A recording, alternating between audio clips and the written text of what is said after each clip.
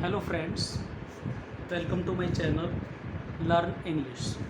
This channel is dedicated to class 11th and 12th students to help them in understanding their textbook thoroughly and solutions to exam related queries and problems. इस channel में हम वो सारी problems discuss करेंगे जो बच्चों को अपनी टेक्स्ट बुक को समझने में प्रॉब्लम्स आती हैं।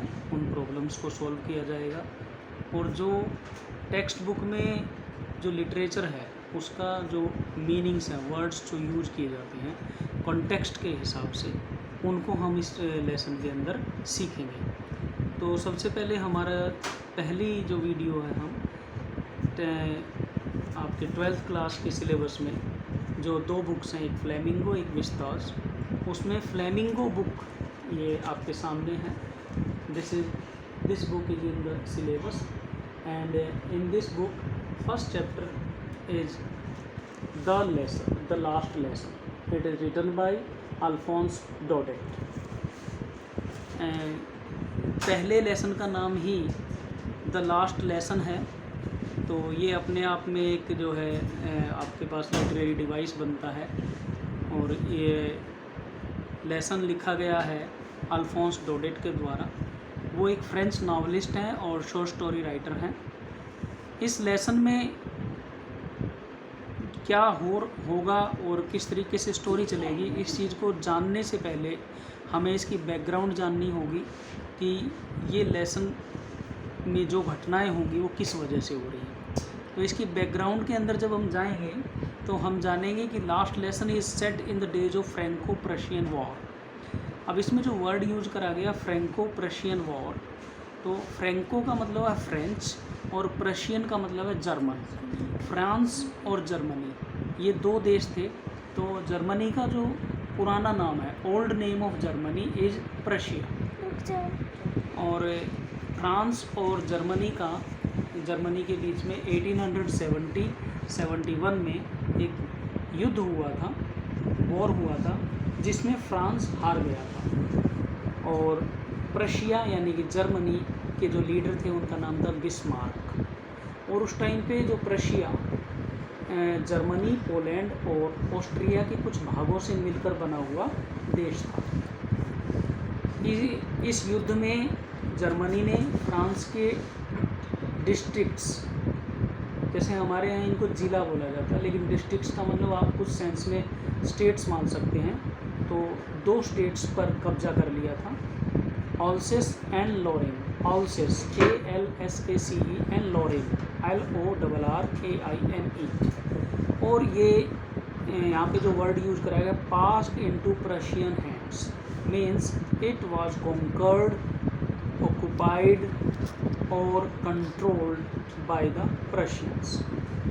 इस स्टोरी के अंदर हम देखेंगे कि प्रशिया के हाथों में जाने के बाद अल्सेस एंड लॉरेन के लोगों के जीवन में क्या बदलाव आया, और ये विशेष बदलाव स्कूल के जीवन पर फोकस करके इस लेसन को लिखा गया है।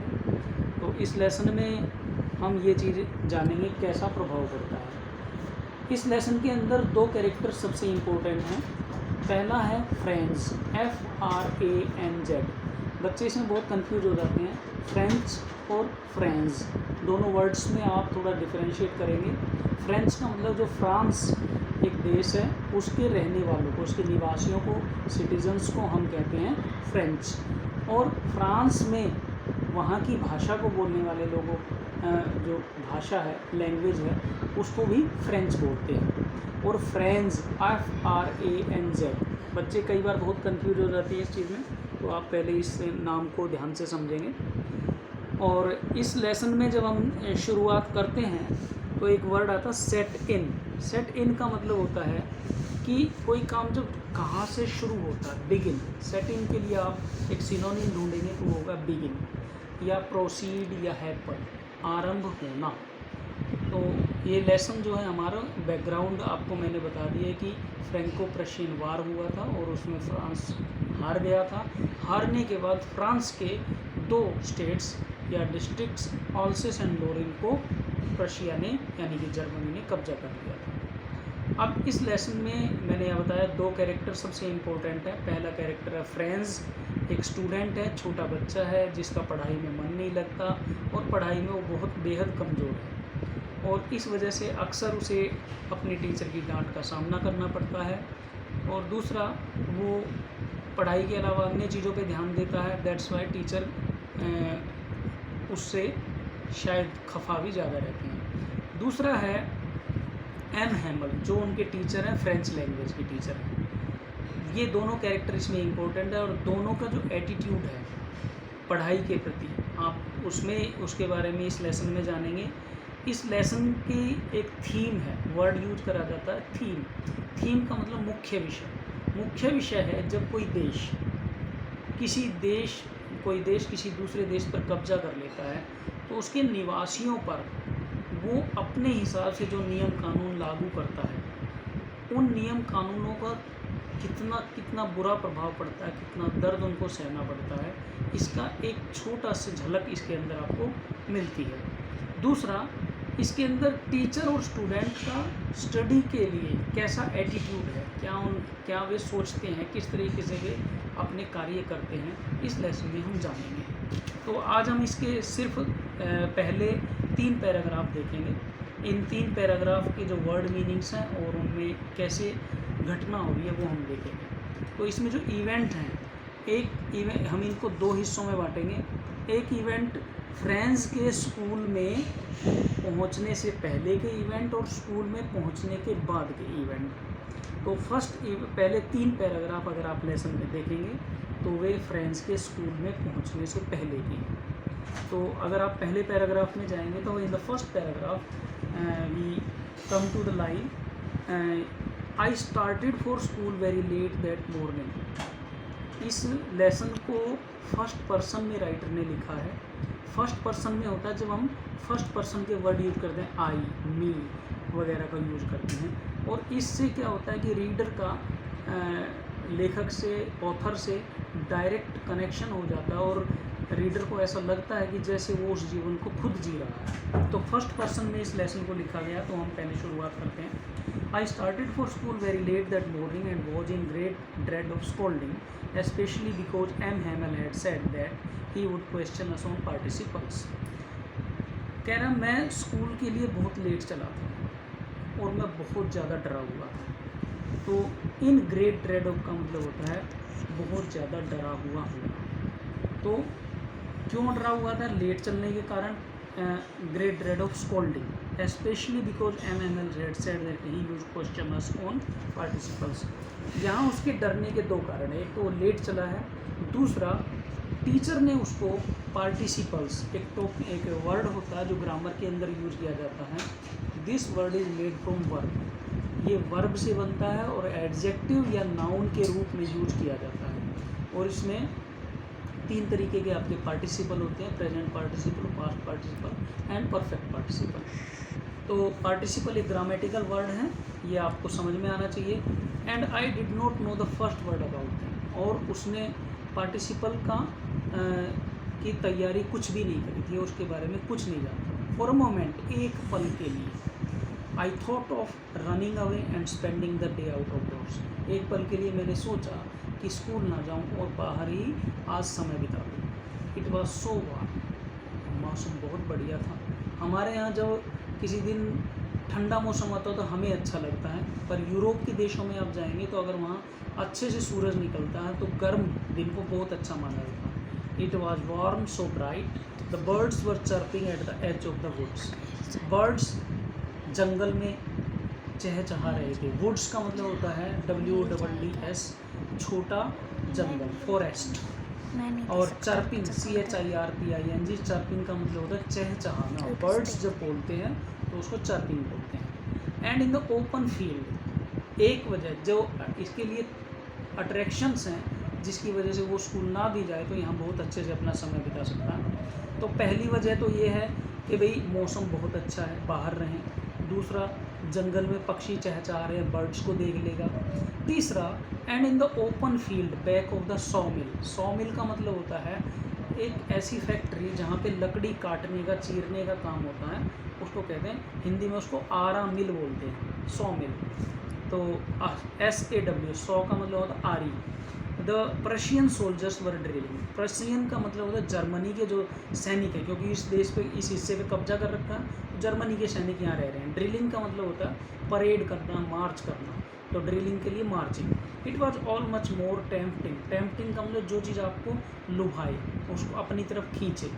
तो the rule for participles. Rule for participles के बारे में स्कूल में जाके जानने से ज़्यादा अट्रैक्ट कर रहा है ये सारी चीज़ें जो 3 बताई हैं, chirping of the birds and drilling of the Prussian soldiers and warm and bright day. But I had the strength to resist and hurried off to school. लेकिन मेरे अंदर इतनी ताकत थी कि इस तरीके की जो टेम्प्ट है, जो मुझे लुभा रही हैं, उन चीज़ों पर कंट्रोल करके मैं स्कूल की तरफ जाऊँ, और मैं तेज़ी से स्कूल की तरफ भाग लिया। हरीड ऑफ का मतलब तेज़ी से साथ भाग लिया। तो ये वहाँ पर आपका पहला पैराग्राफ ख़त्म होता है। दूसरे पैराग्राफ में ये कहता है when I pass the town hall. Town hall का मतलब होता है एक ऐसी बिल्डिंग जहाँ पर नगर के मुख्य काम एडमिनिस्ट्रेटिव या कोई सभा वगैरह करने के लिए जहाँ लोग इकट्ठा होते हैं उसको टाउन हॉल कहते हैं। There was crowd in front of the bulletin board. Crowd, bulletin board के सामने क्राउड थी, और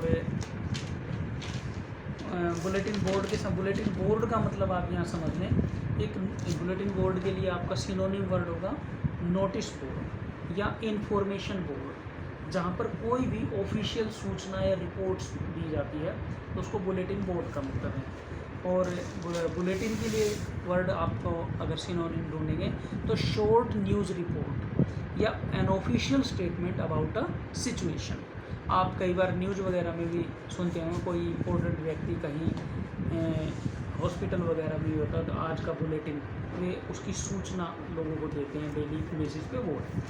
तो जब वहाँ पहुँचता तो भीड़ हो रही है, तो सोचता है कि भाई क्या हो रहा है। फॉर द लास्ट 2 ईयर्स, पिछले 2 सालों से उनके देश में जो युद्ध हो रहा है, तो वहाँ बुरी खबरें यहीं से मिलती हैं कि आज ये घटना हुई, आज ये घटना हुई। तो कौन कौन से लॉस्ट बैटल का मतलब हारा हुआ युद्ध, उनका देश युद्ध हार गया था। बैटल का मतलब होता है युद्ध। द ड्राफ्ट का मतलब जो पत्र आते हैं जो वहाँ पे सैनिकों की तरफ से, वहाँ जर्मन देश की तरफ से आते हैं। Orders of the commanding officer, जिस ऑफिसर के कब्जे में वो एरिया है, वो जो ऑर्डर दे रहा है वो ऑर्डर्स आते हैं, तो वे सारे उनके लिए बुरी घटनाएं हैं एक तरीके से। And I thought to my self, मैंने अपने आप सोचा विदाउट स्टॉपिंग, अब क्या हो गया। और थर्ड पैराग्राफ जब शुरू होता तो यहाँ पे then as I hurried by, मैं बहुत तेज़ी से जा रहा था, as fast as I could go, जितना तेज मुझसे हो सकता था। द ब्लैक स्मिथ, तो लोहे का काम करते हैं व्यक्ति, उनको कहते हैं ब्लैक स्मिथ। उसका नाम है यहाँ पे वॉक्टर, WACHTER। और वो अपने अप्रेंटिस, जो उसका सहायक है, जो उसका काम सीखने में जो नया लर्नर होता है उसको कहते हैं अप्रेंटिस, असिस्टेंट या हेल्पर। वो उसके साथ था, तो वो बुलेटिन को पढ़ रहा था, जो बुलेटिन नोटिस बोर्ड पे जो नोटिस लगा हुआ था उसको पढ़ रहा था। तो उसने मुझे पीछे से पुकारा, called after me, don't go so fast बब, BUB, बब का मतलब छोटे बच्चे के लिए बोला जाता है, बॉय, चाइल्ड, इस तरीके के वर्ड बोले जाता है। You will get to your school in plenty of time, तुम बिल्कुल समय से स्कूल पहुंच जाओगे, चिंता ना करो। प्लेंटी का मतलब इनफ, सफिशिएंट, काफ़ी समय में पहुंच जाओगे। I thought he was making fun of me, मैंने सोचा ये मेरा मजाक उड़ा रहा है। तो मजाक उड़ाने के डर से वो फिर तेज़ हो लिया कि भाई ये तो मेरा मजाक उड़ा रहा है क्योंकि मैं लेट हूँ। And reached M Hamel's little garden all out of breath, और मैं हाँफता हुआ, आउट ऑफ ब्रेथ का मतलब पांटिंग, गास्पिंग, ये हाँफना। तो यहाँ पे स्कूल में जो छोटा गार्डन है उसको एम हेमल्स लिटिल गार्डन बोल रहा है, तो स्कूल का नाम यहाँ बताया एम हेमल्स लिटिल गार्डन। और इस तरह से हमारा छोटा फ्रेंड्स स्कूल में पहुँच जाता है। इसके बाद की घटनाएं हम अगली क्लास में करेंगे। इसमें आप ध्यान देंगे जो जो घटनाएं हो रही हैं, इनमें पहले पैराग्राफ में अक्सर क्वेश्चन पूछा जाता है, वाई वाज फ्रेंड्स अफ्रेड। हम इन क्वेश्चंस को एक एक करके देखेंगे नेक्स्ट वीडियोज़ में, और इनके MCQs किस तरीके से बनेंगे उनके बारे में भी हम डिस्कस करेंगे। उम्मीद है आपको ये पसंद आया होगा। और अगर आपके कोई सजेशंस हैं तो अपने बच्चे मुझे सजेशन दें, अकॉर्डिंगली आपकी क्वेरीज, आपकी प्रॉब्लम्स को सॉल्व किया जाएगा। Thank you.